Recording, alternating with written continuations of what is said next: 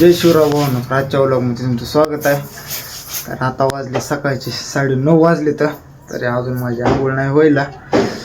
झोपेतून उठवतो लवकर, पण राशन आलं गावामध्ये, तर राशन आणायला गेलतो आणि त्याच्या आधी तो पुस्तक वाचत बसलो होतो. राशन आणायला गेलो, राशनला पण मला पार 2 तास लागलं. गर्दी खूप होती आणि आज वार म्हणजे राशन द्यायचा आज पहिला दिवस होता. आजी म्हणली आजच जाऊन मग काय गेलो. खूपच उशीर झाला. राशन घेऊन आले. राशन तर भारी आले.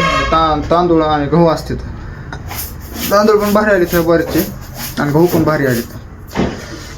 आता आंघोळी करावं. हो इकडं बघून हो का याच्यात गहू येतं. गहू पण बघा का भारी येतो का गहू. नका ह्याच्यात आहे तांदूळ. तांदूळ पण भारी येतो का. गहू एवढा दोनच प्रकारचा असते राष्ट्रात. कधी कधी का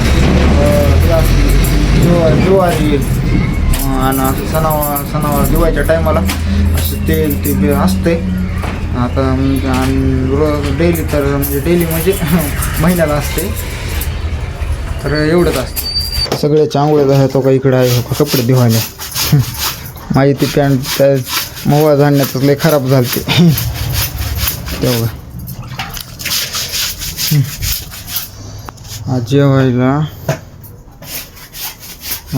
बघा काय केलं. वरण इकडे चपाती. आज फक्त वरण चपाती साहेब होऊन जेवायला. आणि अभ्यासामुळे तेवढ्या ब्लॉगवर फोकस पण करता येणार बघून काय ना. आंघोळी करावं. आजच्या व्लॉगला इथंच थांबवतो. पुढच्या व्लॉगमध्ये चॅनलवर नवीन असला तर सबस्क्राईब करा, लाईक करा आणि कमेंट करा. म्हणून खरं काल बहिणीचा पण पेपर होता म्हणजे बोर्डाचा 10वीचा. तिचा पण झाला कालपासून चालू. आणि तिनं पण म्हणजे चांगला सोडवला. तिचा राहिला 80 मार्काचा होता. तिचा 2 मार्काचा राहिला मग पेपर. तिनं विचार चांगला सोडवला म्हणली. चांगली मार्क पडते म्हणली. काय होते काय माहीत. आता तर पहिला राहिला. आपण 8 पेपर राहिले. जाऊ द्या. Thanks for watching. बाय.